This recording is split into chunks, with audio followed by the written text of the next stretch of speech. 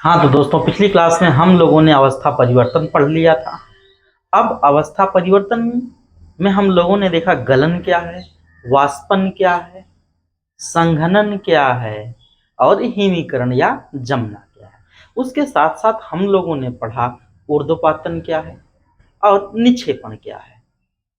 इसके बाद हम लोग देख लेते हैं कि क्वथन किसे कहते हैं। प्राय हम लोगों के दिमाग में डाउट होता है कि वाष्पन और क्वथन एक ही चीज है, लेकिन वाष्पन द्रव का वाष्प या गैस में बदलना वाष्पन कहलाता है, जबकि क्वथन क्वथन एक टेक्निकल परिभाषा इसकी है। देखिए, अगर हम लोग बात करें कि क्वथन किसे कहते हैं, तो यहां पर पहले हेडिंग बना ले क्वथन। ठीक, इसमें हम लिखते हैं जब किसी द्रव को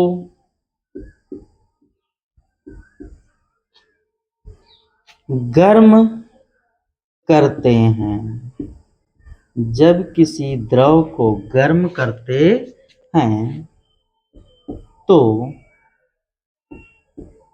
उसका वाष्प दाब, उसका जब किसी द्रव को गर्म करते हैं तो उसका वाष्प दाब जब वायुमंडलीय दाब वायुमंडलीय दाब के बराबर हो जाता है, वायुमंडलीय दाब के बराबर हो जाता है, तो द्रव अपने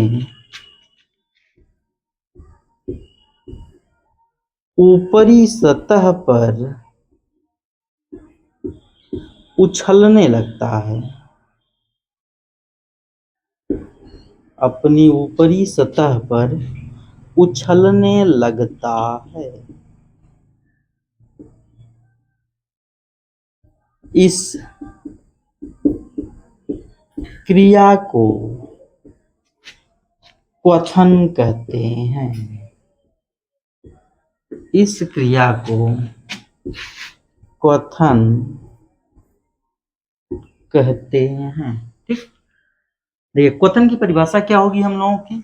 जब किसी द्रव को गर्म करते हैं तो उसका वाष्प दाब जब वायुमंडलीय दाब के बराबर हो जाता है। देखिए, वाष्प दाब किसके बराबर हो जा रहा है, वायुमंडलीय दाब के बराबर हो जाता है, तो द्रव अपने ऊपरी सतह पर उछलने लगता है। इस क्रिया को क्वथन या उबलना, क्या भाई, क्वथन या उबलना कहते हैं। आगे बात समझ में कि जब किसी द्रव को गर्म करते हैं तो उसका वाष्प दाब जब वायुमंडलीय दाब के बराबर हो जाता है तो द्रव अपने ऊपरी सतह पर उछलने लगता है। इस क्रिया को क्वथन या उबलना कहते हैं। अब इसका मतलब समझ लीजिए। देखिए, यहां पर हम एक पात्र में जल ले लेते हैं, जल के अणु को बना देते हैं, जल के अणु दूर दूर होते हैं और इसको हम लोग गर्म कर देते हैं।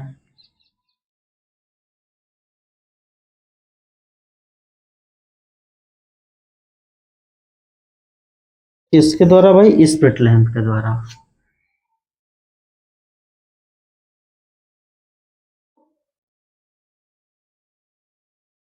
ठीक, अब हमने इसको क्या किया, गर्म करना शुरू किया। जब हम लोग गर्म करते हैं तो प्रारंभ में ऐसा होता है कि इसमें से भाप निकलनी शुरू होती है। हम लोग देखते हैं यहां से ऐसे भाप उड़ करके इधर फैल रही होती है। तो जब भाप निकलती है केवल जल को गर्म करने पर, तो इस क्रिया को हम लोग वाष्पन कहते हैं। क्या कहते हैं भाई? वाष्पन कहते हैं। ठीक। अभी उबल नहीं रहा है, अभी इसमें से क्या निकल रही है? भाप निकल रही है। ठीक। अब यहाँ पे जो बात हो रही है वायुमंडलीय दाब की, पहले इसको हम लोग समझ लें कि वायुमंडलीय दाब क्या है। हम जो है जिस भी पर्यावरण में होते हैं, तो यहाँ पर हमारे चारों तरफ वायु है। ठीक। हाँ, जैसे हम लोग जिस पर्यावरण में हैं, यहाँ पर हम लोग वायु से घिरे हुए हैं। मतलब हमारे चारों तरफ वायु है, और वायु के कणों के बीच में आकर्षण बल शून्य होता है, यानी इनके अणु गति करते रहते हैं। तो जब हमारे चारों तरफ वायु के कण गति कर रहे हैं, तो इसका मतलब कि एक कण हमारे शरीर से टकरा रहे हैं, और टकरा रहे हैं तो एक दाब उत्पन्न हो रहा है। थोड़ी मात्रा में तो वायु के बीच में हम है नहीं, हमारे चारों तरफ वायु ही वायु है। तो यह वायु सभी वस्तुओं पर, इवन हम लोगों पर भी दाब डालती है। इसी को हम लोग कहते हैं वायुमंडलीय दाब। समझ में आ गया कि वायुमंडलीय दाब किसे कहते हैं? जो हमारे चारों तरफ की वायु है, इसका जो प्रेशर हम लोगों पर पड़ता है, जो दाब पड़ता है, वही क्या है? वायुमंडलीय दाब है। जब हम लोग जल को गर्म करेंगे, तो जल में से वाष्प निकलना आरंभ होगी। तो हम लोग देखते हैं कि पहले जो भाप निकल रही होती है, या जो वाष्प निकल रही होती है, बर्तन के नजदीक से ही फैल जाती है। मतलब उस समय ऐसा होता है कि ऊपर से जो नीचे की तरफ पड़ने वाला वायुमंडलीय दाब, हवा का दबाव जो होता है, वह अधिक होता है। ठीक है। हवा का जो दबाव होता है वह अधिक होता है, और जो वाष्प निकल रही होती है, यानी कि वाष्प ऊपर की तरफ जा रही है, तो यह जो वाष्प दाब है वह कम होता है। मतलब कि वायु ज्यादा शक्ति से दबा रही होती है, जबकि जब गर्म करने पर थोड़ी थोड़ी भाप बनना शुरू होती है, तो ये ऊपर की तरफ जब उड़ती है, तो इसकी जो गति होती है, या इसकी जो ऊर्जा होती है, वह कम होती है। हम कहें कि वाष्प दाब कम होता है और वायुमंडलीय दाब अधिक होता है। लेकिन जब इसको हम और तेज गर्म करते हैं, या अधिक समय तक गर्म करते हैं, तो हम देखते हैं कि वाष्प और ऊंचाई तक जाना आरंभ कर देती है। मतलब कि वाष्प दाब बढ़ने लगता है। जब इसको अधिक हम गर्म करते हैं, तो वाष्प दाब बढ़ने लगता है, जिससे वाष्प अधिक ऊपर तक जाने लगती है। ऐसा करते करते एक कंडीशन ऐसी आती है कि जब वाष्प दाब और वायुमंडलीय दाब बराबर हो जाता है, और जब वाष्प दाब और वायुमंडलीय दाब बराबर हो जाता है, तो उस कंडीशन में जो द्रव के अणु होते हैं, वह अपनी सतह पर ऐसे गोल गोल घूमने लगते हैं, या उछलने लगते हैं। इसी क्रिया को हम लोग उबलना या क्वथन कहते हैं। ठीक। अब ये है कि भाई ये गोल गोल घूमते या उछलते क्यों है? वह इसलिए होता है कि जब वाष्प दाब वायुमंडलीय दाब के बराबर हो जाता है, वाष्प दाब वायुमंडलीय दाब के बराबर हो जाता है, तब जितनी इसको उष्मा दी जाती है, उतनी मात्रा में यह वाष्प में परिवर्तित होना शुरू हो जाता है। लेकिन जब वायुमंडलीय दाब और वाष्प दाब बराबर हो जाएगा, तो यह इसको और ज्यादा ऊपर जाने नहीं देगा।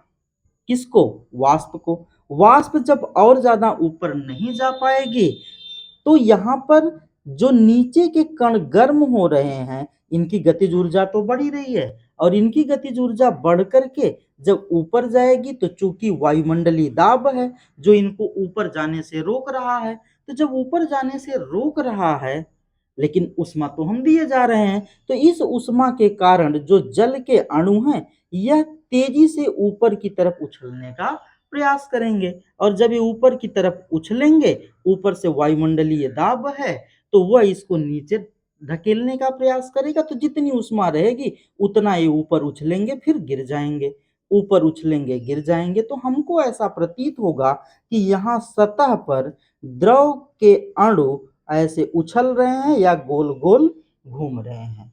इसी क्रिया को हम लोग क्या कहेंगे बेटा, उबलना कहेंगे या क्वथन कहेंगे। आगे बात समझ में। क्वथन सीधा सीधा है कि जब किसी द्रव को गर्म करते हैं तो उसका वाष्प दाब जब वायुमंडलीय दाब के बराबर हो जाता है तो द्रव अपनी सतह पर उछलने लगता है। क्यों उछलने लगता है? क्योंकि जितना हम गर्म करते हैं उतनी ही मात्रा में अब वाष्प में यह परिवर्तित होना शुरू हो जाता है। लेकिन जब वायुमंडलीय दाब और कहाँ गया, वायुमंडलीय दाब और जो वाष्प दाब बराबर हो गया तो वह इसको और ज्यादा ऊपर जाने नहीं देता है।